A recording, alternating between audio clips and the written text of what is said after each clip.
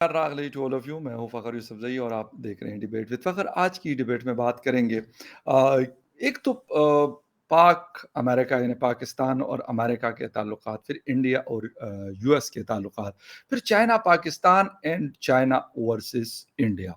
ये एक बड़ी मैं ये कहूँगा कॉम्प्लेक्स सिचुएशन हो जाती है। पाकिस्तान चीन के साथ है, इंडिया का ताल्लुकात जो है वो वैसे तो बाकी दुनिया के साथ भी है, लेकिन अमेरिका के साथ आजकल हर तरफ ये बात हो रही है। मैं एक आर्टिकल पढ़ रहा था, उसमें ये था कि पाकिस्तान जो पहले चाहता था, आज वो होता नहीं है।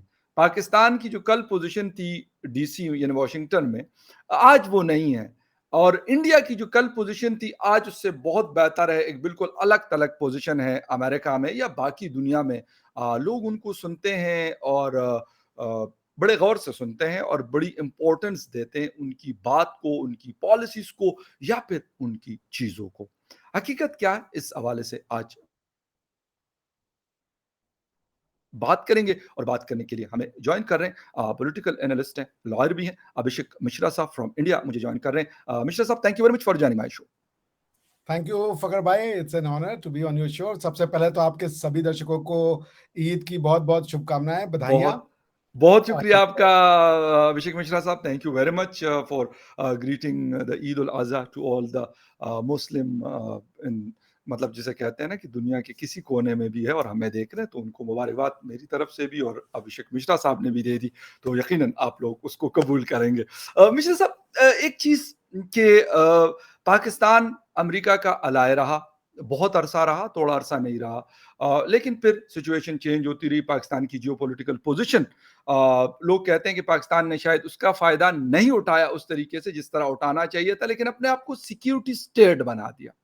आपका कमेंट थोड़ा-सा इस पे चाहूँगा कि ये वाला रीज़न या इसके अलावा और भी बहुत सारे रीज़न्स हैं जिसकी वजह से हम आज एज़ ए सिक्योरिटी स्टेट कहलाते हैं, या फिर हमारे यहाँ सिक्योरिटी ही बस सबसे बड़ी अहम चीज़ है। बेशक इकोनॉमी नहीं है, एजुकेशन नहीं है, कोई और चीज़ नहीं है, लेकिन सिक्योरिटी सिक्योरिटी है।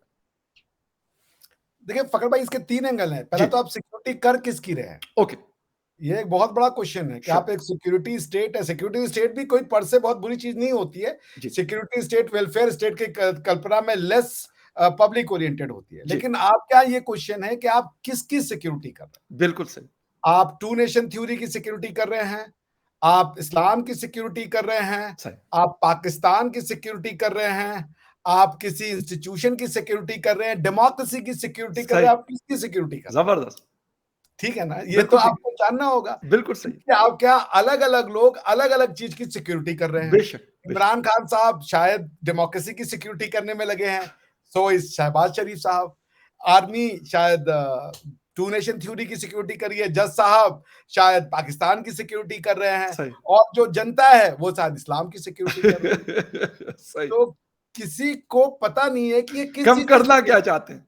कि हम करना क्या चाहते ओके, फाइन, हैं। ये पता है कि हम क्या नहीं करना चाहते हैं, कि ओके, हम इंडियन नहीं बनना चाहते। सही है। हमारा उनसे कोई लेना-देना नहीं है, उसके हुँ, हिसाब से हम सब करेंगे। ओके, अब आपने जिस एनालिस्ट जिन्होंने लिखा कि अब वाशिंगटन डीसी में पाकिस्तान की वो वक़्त नहीं रही, बिल्कुल, जो वक़्त पहले हुआ करती बिल्कुल थी, सही। उनसे मैं थोड़ा-सा असहमत हूँ। जी, हुआ ये कि पाकिस्तान की जो डिमांड थी, वो डिमांड कभी पूरी की ही नहीं गई। जैसे ओके, आपका 1965 में भी जब आपने पाकिस्तान ने जब इंडिया पे हमला किया, सैंक्शंस लाए, क्योंकि राइट, आपने डेमोक्रेसी के ऊपर हमला कर दिया था और उन वेपन्स को यूज़ करके जो कम्युनिस्ट के लिए यूज़ किए गए थे।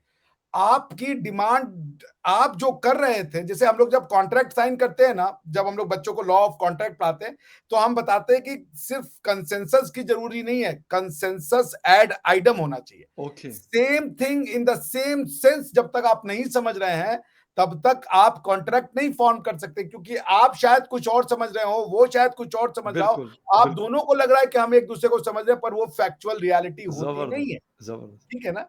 सो meeting of the mind is the toughest game. आपके साथ हुँ, यही हुआ। There was a consensual relationship between Pakistan and America, but there was no meeting of mind, neither the meeting of souls. Okay, आपको हथियार चाहिए थे, उनको हथियार देने थे। आप चाह बिल्कुल, रहे थे अमेरिका, आपका कोई दुश्मनी नहीं था। कम्युनिज्म से आपको कोई प्रॉब्लम नहीं थी। आपको बिकॉज़ कि आपने तो हेनरी किसिंजर की हेल्प करी टू अनलॉक द और break the ice between America and या यूएसए। आपको था कि ये हथियार हमें इंडिया के लिए यूज करने हैं, उनको था कि आपको कम्युनिज्म के अगेंस्ट में दे रहे थे। जी, there was no meeting of mind, there was a consensus. आपकी डिमांड चेंज हुई नहीं, ना तो आपकी अंडरस्टैंडिंग चेंज हुई, दुनिया चेंज हो गई। फाइन। आज की डेट में वो कम्युनिज्म रहा ही नहीं। तो जी, अमेरिका आपको क्यों दे दे? अमेरिका ने कभी एग्ज़ैक्टली, आपको भारत से लड़ने के लिए मजबूत किया ही नहीं था। बिल्कुल ठीक। अमेरिका से पूछे कि क्या F-16 भारत से लड़ने के लिए दिए गए? अमेरिका से पूछे, क्योंकि क्लॉज साइन होता है जब आप ऐसे बिल्कुल भयंकर सही कह रहे हैं, बिल्कुल सही कह रहे हैं। इतने बड़े-बड़े एग्ज़ैक्टली, लेते हैं, तो आपको साइन करना पड़ता है कि भाई इसके बिल्कुल, अगेंस्ट में आप यूज़ नहीं कर सकते। बिल्कुल सही। तो आप उसमें देख लें कि आपने भारत मेंशन किया था कि हम भारत के अगेंस्ट में यूज़ करेंगे? क्या अमेरिका ने हुँ, अलाउ किया था आपको? सही, सो पॉइंट ये है कि जिन्होंने ये एनालिसिस की, थोड़ा-सा चूक है। ओके, पाकिस्तान ने अमेरिका की डिमांड कभी पूरी नहीं की। अमेरिका की डिमांड पाकिस्तान पूरी करता रहा, ओके, रहेगा और वो करता जाएगा। अच्छा, चूंकि आपके पास कुछ ऑप्शन है नहीं, आपका एक ही है कि हमसे दोस्ती करनी है तो भारत को चोट पहुंचाओ, हुँ, और कुछ नहीं चाहिए हमें आपसे। कश्मीर दिलवा ठीक दो है। और भारत के ऊपर सैंक्शन लगवा दो, कुछ भी करके इनसे जान छुड़वाओ हमारी। लेकिन मिश्रा साहब, ये आज की डेट में तो ये मैं कहता हूँ कि मुश्किल, मैं इसको नहीं कहूँगा, इसको तो मैं इम्पॉसिबल कहूँगा, नामुमकिन कहूँगा कि बेशक कश्मीर इश्यू हो, हम उसको जो मर्ज़ी समझे, बड़ा डिस्प्यूट समझे, छोटा डिस्प्यूट समझे या डिस्प्यूट ना समझे। लेकिन द थिंग इज़ कि इज़ इट पॉसिबल कि अभी ऐसा कुछ हो सकता है कि अमेरिका आज इस पोज़ीशन में हो कि वो इंडिया को इस तरह की कोई बात कर सके? आपको मतलब मुझे तो नहीं लगता, और यकीनन आप मुझे बेहतर जानते हैं इस चीज़ों को। नहीं, इंडिया ने जैसे अमेरिका, ये तो जो बात हो रही है, देखिए जी, आपको समझना, 1948 में मैटर सिक्योरिटी काउंसिल में गया, यूनाइटेड नेशन में, तो ये मल्टीलैटरल मैटर बना, चैप्टर 6 में रिजोल्यूशन पास हुई, अमेरिका का रोल बनता नहीं था, क्योंकि जो भी होना था सिक्योरिटी काउंसिल में होना था। 1971 के बाद लॉ चेंज हुआ, क्योंकि आपने शिमला एग्रीमेंट साइन किया, उसमें इस मैटर को यूनाइटेड नेशन से बाहर निकाल के बायलैटरल कर दिया गया कि ठीक अब है। ये हिंदुस्तान और पाकिस्तान का मसला है, आपस में सुलझाएंगे। तो अब आप बताइए कि अमेरिका ने किस समय पे ये बात, जो हुँ, जो लीगल पोजीशन से उससे वो हटा। वो ओह! कश्मीर पे कभी भी आपकी हेल्प के लिए सामने नहीं आया था। वो ठीक, कहता था कि दोनों पार्टी एग्रीड हो तो हम कर सकते हैं, और ये सिचुएशन तो 1971 के बाद ही शुरू होगी, क्योंकि 1971 से पहले ये मैटर टेक्निकली मल्टीलैटरल था, यूनाइटेड नेशन में था। बिल्कुल। यूएन का ऑर्गेनाइजेशन है। अब अगर आप यूनाइटेड नेशन का आर्टिकल 103 पढ़े, मैं उतना जी। लीगल में खैर नहीं जाना जी, चाहता। जी। मैं आपसे सिर्फ इतना कहूंगा कि अमेरिका ने अपने पत्ते हिंदुस्तान के साथ आपको वो यूज इसलिए थोड़ी बहुत, जो उसने एक जिसे कह लीजिए आपको एल्बो रूम दे दिया था, वो इसलिए क्योंकि you were to some extent useful for the fight hmm, against communism, और बाद में आपने वो यूजफुलनेस दिखाई to fight against Russian invasion in Afghanistan. उसके अलावा ओके। आपने कब अमेरिका से स्ट्रेटेजिक कोई टाई अप किया हो, हुँ। या कोई आपने कॉम्प्रिहेंसिव वो टाई अप किया हो? आपका ट्रांजैक्शनल रिलेशनशिप था, ये हो जाएगा तो ये कर देंगे, आप ऐसा कर दोगे तो हम ऐसा कर देंगे। अच्छा मिश्रा साहब, ऐसा हो सकता था अगर हमारी एक डायरेक्शन सही होती, लेट्स सपोज़, जिस तरीके से आप लोगों ने किया, आप लोग सोवियत यूनियन ब्लॉक तो मैं नहीं कहूँगा, लेकिन उनके साथ रिलेशनशिप की अगर बात की जाए, तो बहुत हाई लेवल पे रही, अभी भी है। आप लोगों ने अभी कुछ अरसा पहले S-400 सिस्टम उनसे लिया और इस तरह की बहुत सारी चीज़ें हैं कि आप लोग आज भी उनसे खरीदते हैं। तो ऐसा पॉसिबल था, मतलब पाकिस्तान के पास बहुत ऑप्शंस थी कि पाकिस्तान अगर एक प्रॉपर डायरेक्शन में जाता, अपने फैसले इस्लामाबाद वाशिंगटन की बजाय इस्लामाबाद में करता, तो शायद ये सिचुएशन जो आज हम बात कर रहे हैं और जो कह रहे हैं कि यार मतलब पाकिस्तान है नो ऑप्शन, तो ये ना होता। बहुत अच्छा क्वेश्चन पूछा, ये क्वेश्चन जी, बड़ा डीप है। जी, देखिए फ़खर भाई, आप फैसले कैसे लेते हैं? जी, फैसले लेने के लिए टू फॉर्म एन ओपिनियन और टू मेक या a decision you need informations. Exactly, आपको खुद को जानना चाहिए था कि हम ये फैसला क्यों लेना चाहते हैं जी, और क्या ऑब्जेक्टिव है इस फैसले का। बिल्कुल सही। पाकिस्तान के पास ये कभी भी क्लैरिटी नहीं थी। पाकिस्तान को ये पता था कि हमें जो मेरी प्रायोरिटी है, टॉप मोस्ट नेशनल प्रायोरिटी है, और इसी के आधार हमें सोसाइटी का भी निर्माण करना हुँ, है, वो है कश्मीर पे इंडिया को बाहर निकालना है, और हमें एक इस्लामिक राष्ट्र से अपनी आइडेंटिटी से जान छुड़वानी है। ओके, यही 2 ऑब्जेक्टिव, यही नेता भी, जो बच्चे पढ़ रहे थे स्कूल में, वही तो आपके लीडर बनेंगे ना। बिल्कुल वो ठीक। वही आपके ब्यूरोक्रेट बनेंगे, वही या आपके ऑफिसर्स बनेंगे, वही जी, बनेंगे। तो इन आप क्या की प्रॉब्लम ये थी कि you had power to take decisions, but you had no idea why the decisions, on what ground the decisions, information क्या लेनी है, समाज का क्या सिम्त ले जाना है, जी, 50 साल बाद समाज कहां जाएगा, 20 साल बाद समाज कहां जाएगा, क्योंकि आप अपने आप को जड़ से तो उखाड़ दिए। जी, आपको ये नहीं पता था कि अब ये पौधा जो हमने अपने जड़ों से उखाड़ा है, इसको कहां लगाएं जाके, बिल्कुल ठीक। इस पौधे का हमें करना क्या बिल्कुल, है। बिल्कुल। तो आपने जो भी डिसीजन लिए वो इसी को, एक ही वर्ड है, वो ट्रांजैक्शनल थे, वो जिसे जिसे कह लीजिए सुपरफिशियल थे, इंस्टेंटेनियस थे कि अभी कर लो। अगर वक्ती आपने तौर पे। हाँ, जिसे कह लें नी जर्क रिएक्शन, अभी कर लो, या ये हो जाएगा, बाकी बाद में देखेंगे। ये शुरू से होता जा कल रहा क्या होना है। है। कल क्या होना है, बस इतनी मैनेजमेंट 1 से 2 दिन की ही विजन थी। अच्छा, मिश्रा साहब, एक अगर मैं ये सवाल करूं कि डेमोक्रेसी का कितना बड़ा रोल है इस चीज में, क्योंकि हमारे यहाँ 33-34 इयर्स तक तो डायरेक्टली डिक्टेटरशिप रही और इनडायरेक्टली जो रेस्ट ऑफ द 30 मतलब 40 इयर्स रहते हैं तो उसमें इनडायरेक्टली रही। ये भी एक फैक्टर आप समझते हैं कि हम फैसला साजी हमारी या डिसीजन मेकिंग जो है वो प्रॉपर नहीं होती रही, क्योंकि डिक्टेटर तो, अगर मैं डिक्टेटर हूं तो मैं वही फैसला करूंगा जो मुझे लगता है कि बस ये ठीक है, मैंने किसी से पूछना तो नहीं है। ये भी एक डिफरेंस मैं समझ सकता हूं कि इंडिया और पाकिस्तान के बीच में ये भी एक बड़ा डिफरेंस हो सकता है। देखिए, डेमोक्रेसी का जो रूट है वो पॉलिटिकल नहीं होता। जी। आप पॉलिटिकल व्याख्या कर रहे हैं, पॉलिटिकल ओके। एनालिसिस कर रहे हैं। ठीक। डेमोक्रेसी का रूट सोशल होता है। ठीक। डेमोक्रेसी जो लाई गई यूरोप में, जो परिकल जिसको आप जी। यूरोपियन फॉर्म ऑफ जी। डेमोक्रेसी कह रहे हैं, वो इसलिए लाई गई कि पहले रूल ऑफ लॉ आएगा, फिर डेमोक्रेसी आएगी। हम्म। जैसे कल मैंने एक पाकिस्तान के बहुत अच्छे दानिश्वर हैं, मैं उनकी बहुत सम्मान करता हूँ, जी। उनके साथ मेरी बहस हो रही थी, जी। तो मैंने सर से पूछा, सर सेक्युलरिज्म आप किसको कहते हैं? तो सर ने कहा सेक्युलरिज्म का मतलब जहां सब समान हो। वो हम्म। सेक्युलरिज्म नहीं है, वो रूल ऑफ लॉ है। Okay. Only rule of law. अगर आप रूल ऑफ रिलीजन से चलेंगे फकर भाई, तो सब समान नहीं होंगे, दुनिया बिलीवर नॉन बिलीवर में बढ़ जाएगी। बिल्कुल ठीक।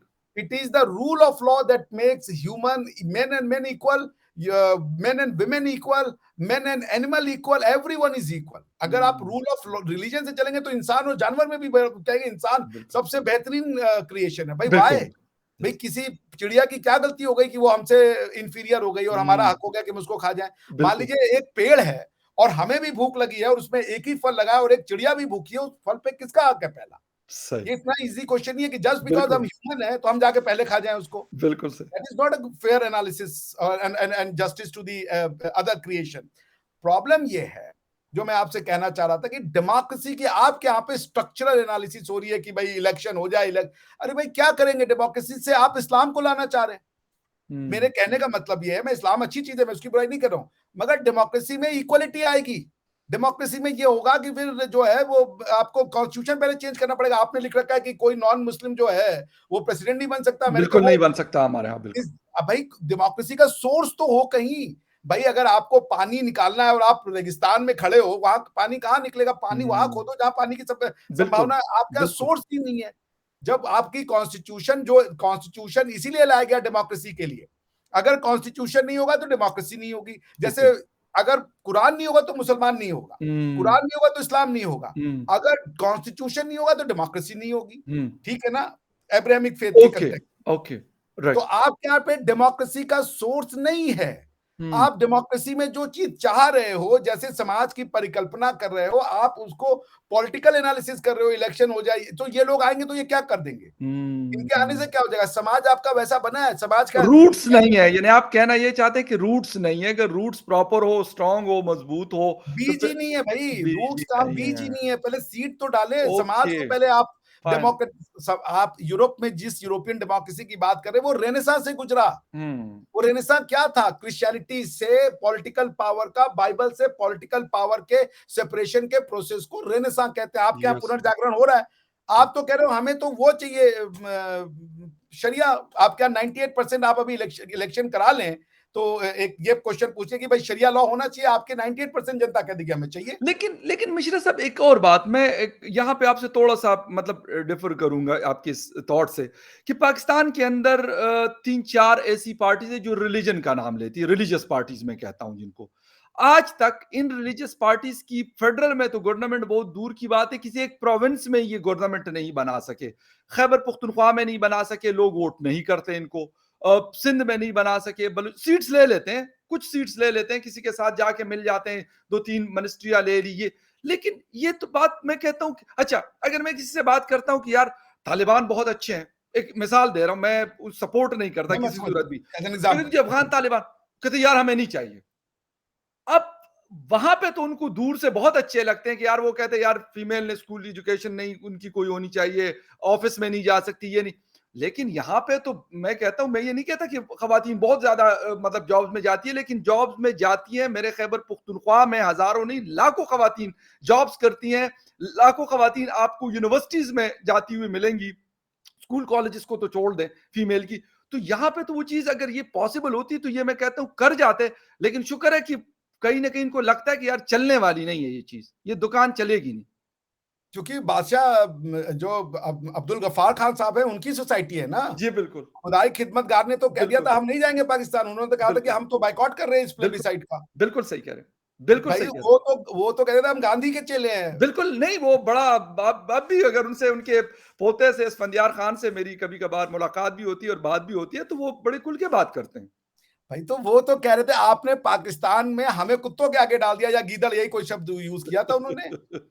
आप समझ रहे ही वाज़ अ विज़नरी भाई, बिल्कुल, छोटे इंसान नहीं एग्ज़ैक्टली। थे। और ये काबिल सुनिए, आदमी थे, हकीकत है इसमें कोई विज़नरी नहीं, आदमी काबिल तो बहुत लोग होते हैं। He was a विज़नरी। विज़नरी लीडर, विज़नरी उन्होंने लीडर। वो देख लिया जो 70 साल में होने वाला है, उन्होंने बता दिया आपको कि आप ये क्या कर रहे हो हमारे साथ। बिल्कुल सही है, वो बिल्कुल कह सही। रहे थे वो भाई, क्योंकि जिन्ना साहब तो जाके कह रहे पख्तूनख्वा में भी कि अब से सब तुम्हारी आइडेंटिटी खत्म, सिर्फ उर्दू बोलो और मुसलमान बन जाओ, सारी आइडेंटिटी खत्म कर दो।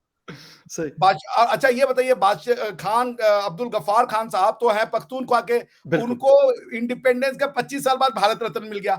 यस, आप समझ बिल्कुल रहे है। हैं? यस, तो यस। भारत का रत्न तो वहां बैठा है, वहां क्या नाम है, पख्तूनख्वा में। बिल्कुल, अपनी जड़ें नहीं निकाली हैं। दिक्कत ये है, क्यों ये नहीं आते? क्योंकि आपके पॉलिटिकल पार्टी भी इस्लाम का ही नाम, भाई इमरान खान साहब दिन रात इस्लाम का नाम ले रहे हैं। वो उन्होंने तो क्या बहुत किए? ज़्यादा यूज़ किया है। बिल्कुल, मैं आपसे 100% एग्री हूँ। उन्होंने तो मैं वो तो शुरू उसी से करते थे, खत्म इसी पे करते थे। नहीं, मैं ये कह रहा हूँ कि आपके यहाँ पे जो जो आदमी, उन्होंने क्या किया ना कि समाज बनाने का कोशिश था, या जो जो था वो उन्होंने मौलानाओं को दे दिया। जी, जबकि ये काम पॉलिटिशियंस का होता है। किसी भी स्टेट का मेन बिजनेस होता है एजुकेशन। बिल्कुल स्टेट क्या ठीक। होता है? Yes. Some functions which is exclusively prerogative of the state. The word is prerogative, कोई और सोच नहीं सकता। हुँ, एजुकेशन का काम स्टेट का। स्टेट ने क्या किया? हुँ, स्टेट ने, हुँ। क्योंकि आप भाई आप नहीं थे जो जितने आप क्या, अब 1947 तक आपने उनको वोट नहीं दिया तो उतनी तादाद में मुस्लिम लीग को जितना हमारे यूपी बिहार में मिला बिल्कुल, था। बिल्कुल, बिल्कुल, बिल्कुल। तो आप तो बहुत प्रोग्रेसिव थे भाई। और मैं बार बार कहता हूं, मैंने कहा आपको अगर पठानों की हिस्ट्री पढ़नी है तो आपको कहां जाना होगा? आपको पढ़ना होगा 10 राज्यम युद्ध ऋग्वेद। वहां पे पख्ता की बात है कि पख्ता किंग बिल्कुल, आए थे, वो यस, 10 राजाओं एग्ज़ैक्टली, की भारत में जो लड़ाई हुई उसमें से आपके रीजन के लोगों को उसका बिल्कुल, वर्णन है, उनकी हिस्ट्री है। वो आप कह रहे हो वो हमारी एग्ज़ैक्टली। किताब नहीं है। हुँ, सही। जिस आप हमारे हमारी क्या हुआ है ना कि हमारी जब माँ से जन्म होता है तो उसका वो काटा जाता है, उसके बाद ना वो जोड़ दिया गया। दो तरीके के आ गए हमारे यहाँ लोग। एक ने जोड़ दिया यूरोप से कि हम हाँ। यूरोपियन है, हमारे यहाँ सारे लीगल मैगजीन यूरोपियन यूज होते हैं। दूसरे ने जोड़ दिया अरबी से ले जाके कि अब तुम अरबी हो। हमारी माँ से हमारा वो अम्बिलिकल कॉर्ड काट दिया।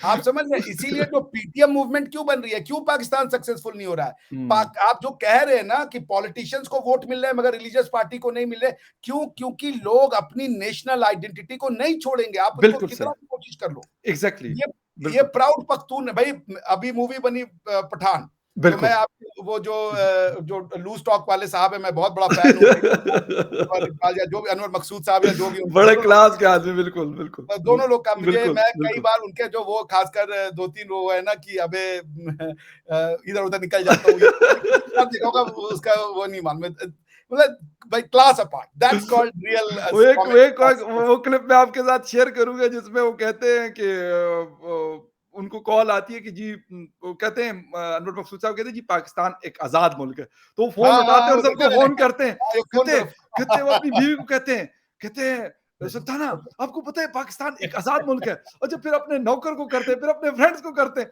ये नहीं मैं कहता हूँ that was class great, class yes. इसको कहते हैं और एक हकीकत बताना, बहुत बड़ी खैर बात। मैं जो आपको एक बात कहना चाह रहा जी था, प्लीज़, तो प्लीज़। उनकी मैंने ना एक स्टेटमेंट सुनी, वो जो उसमें होस्ट हैं, बहुत जी, जी। अच्छा, मैं उनका बड़ा सम्मान करता जी, जी, हूँ। उन्होंने कहा कि पठान हिट हो गई और ये तो पठान को एक तरीके से मुसलमान समझा जाता है। क्या पठान सिर्फ मुसलमान है? नो पठान सिख है, पठान बौद्ध है, बिल्कुल पठान है। हिंदू है, पठान मुसलमान है। बिल पठान एक आइडेंटिटी अलग है। बिल्कुल सही कह रहे हैं। तो जब आप पठान के ऊपर पाकिस्तान लगाएँगे ना तो वो रिवोल्ट करेगा। हमारे यहाँ बहुत सारे लोगों ने पश्तून्स ने ये लिखा हुआ होता है अपनी बायोग्राफी के अंदर कि पठान फ्रॉम 5 और 6,000 year, Muslim from 1500 year and Pakistani from 75 years, ठीक है? ये यकीन करें कि बहुत सारे लोगों ने ये बात लिखी होती है। और जब हम छोटे थे, जब मैं इस्लामाबाद आया था, I was school going boy, तो यहाँ पे एक बात मशहूर थी यहाँ के लोग, क्योंकि मुझे ये चीज़ समझ नहीं आती थी, हम तो बस अपने वो इलाके में रहते थे और वो सारा, तो यहाँ पे वो कहते थे जी आप मुसलमान हैं कि पठान हैं? बाय गॉड, मैं मतलब मुझे उस इस चीज़ की मुझे उस वक़्त समझ नहीं आती थी स्कूल में, मुझे क्या पता, मैं उनको कहता नहीं मैं पठान हूँ। और वो हँसते थे इस बात के ऊपर कि यार ये कहता, लेकिन ये मैं कहता था कि यार वाक़ई ऐसा ही है कि हम पहले पठान हैं, मुसलमान तो हम बाद में होंगे, वो तो जब अच्छा, मेरे साहब। अब ये जिन साहब ने लिखा, मैं उनसे एक प्रश्न ज़रूर पूछूँगा जी, जी। कि for 5000 years Pathan, for 1400 years Muslim या and for 75 years Pakistan. Pakistan. And what is Pakistan? या पाकिस्तान का मतलब क्या लाई, तो जो आदमी ऑलरेडी मुस्लिम है उन पाकिस्तान के डेफिनेशन से वो बाय डेफिनेशन, तो भाई जो जी, मुसलमान है उसको दोबारा तुम कैसे मुसलमान बनाओगे? सही, पाकिस्तानी बनने का मतलब मुसलमान ही बनना। सही। ये प्रॉब्लम लोग जब आप थ्योरी में जाएँगे, एनालाइज़ करेंगे, यही प्रॉब्लम हो रही है। भाई जो ऑलरेडी अपनी पख्तून और मुस्लिम आइडेंटिटी से वो नहीं कॉन्फ्लिक्ट कर रहा है।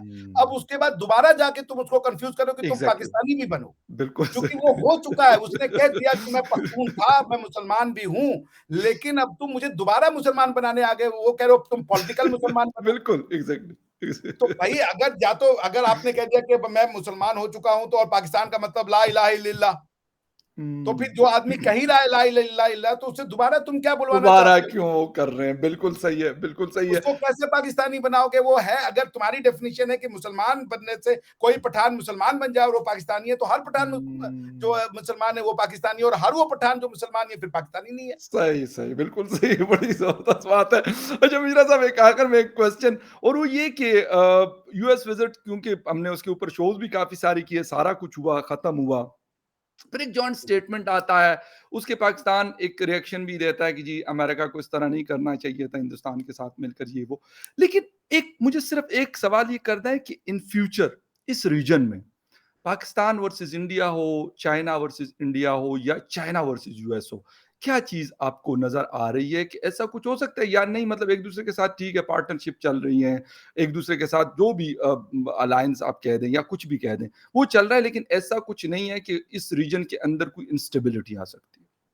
देखिए, ये ज़माना कम्युनिटी आइडेंटिटी से दूर ओके, इंडिविजुअल आइडेंटिटी पे जा चुका है। ओके। लोग अपने अपने जीवन को महत्व देते हैं।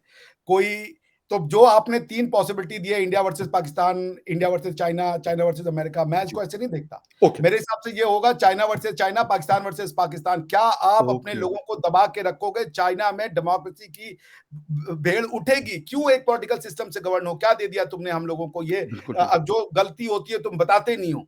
या न्यूज़ तुम्हारे, अब क्या ये बड़ी-बड़ी बिल्डिंगें करने से डेवलपमेंट होता है? इंसान कभी को नहीं, सोचने न देने कभी से नहीं। डेवलपमेंट हो पाएगा? सही।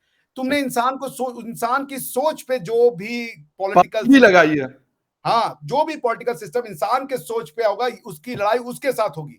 ये इंडिया वर्सेस चाइना है ही नहीं, क्योंकि ओके। हम तो चाइनीज़ से प्यार करते हैं। चाइनीज़ को ये डिसाइड करना है कि क्या आप अपने लोगों पे जो दिमाग पे ताला बना रखे हो कि सिर्फ एक फॉर्म ऑफ सोच और पॉलिटिकल गवर्नेंस अच्छी है, और वो है कम्युनिस्ट फॉर्म ऑफ, क्या आप इसके साथ हुँ। रहोगे? जिस भाई जहाँ से कम्युनिज्म और सोशलिज्म का जो फाउंटेन है, वो खत्म हो गया, वो डेमोक्रेसी पे चले गए, constitutional form of multi party election पे चले गए। हुँ। भले सेम सही, रशिया में आज की डेट में मल्टी पार्टी इलेक्शन है। पुतिन को स्टेप डाउन करना पड़ा था जब वो 2 बार हाँ, ऑलरेडी हाँ, राष्ट्रपति बन चुके थे, या उनको प्रधानमंत्री बनना पड़ा, फिर कॉन्स्टिट्यूशनल अमेंडमेंट करना पड़ा, फिर आना पड़ा। तो ये लड़ाई नहीं है, ये जो अमेरिका और इंडिया की जो साझेदारी हुई है, ये इंडिया और अमेरिका की नहीं है। ये उस समाज की है जो कहता है कि हम इंसानों को फ्री सोसाइटी देना चाहते हैं। ओके। फ्री सोसाइटी का मतलब फ्री इकोनॉमी तुम्हें बनाना है, तुम एंटरप्रेन्योर बनना चाहते हो, तुम जो बनना चाहते हो करो। सरकार, फ्री सोसाइटी का मतलब लेस गवर्नमेंट, मिनिमम हुँ, गवर्नमेंट नहीं ओके, चाहिए हमें। चाहे वो रिलीजियस गवर्नमेंट हो, चाहे वो पॉलिटिकल गवर्नमेंट हो, मिनिमम इंटरफियर रखो। ओके, जितनी हमारी ज़रूरत है उससे ज़्यादा हमारी शादियाँ करा दो, हमारे डिवोर्स करा दो, हमारे गृह ओके, प्रवेश करा दो। इससे ज़्यादा ओके, रिलीजन हमको नहीं चाहिए और पॉलिटिक्स हमको नहीं चाहिए। हमारे यहाँ रोड बना दो, सड़कें बना दो, इससे ज़्यादा हमें मत बताओ हमें क्या करना है। ओके। ये इंसान की लड़ाई पिछले हजार साल से, दसियों हजार साल से चली आ रही है कि हमें इंसान बनने दो, और हम हुँ, चूज करेंगे हमें बाकी उसमें क्या क्या कितना लेना है, कितना ज़बरदस्त, पख्तून बनना है, कितना मुसलमान ज़बरदस्त। बनना है, आप पाकिस्तानी बनेंगे, हम चूज़ करेंगे। बहुत अच्छी बात है और बिल्कुल ये वाला पॉइंट मैं आपका बिल्कुल इसी पे ख़त्म करूँगा कि हमें इंसान बनने दो और अगर हम इंसान बन गए, तो फिर शायद बहुत सारी चीज़ें ऑटोमैटिकली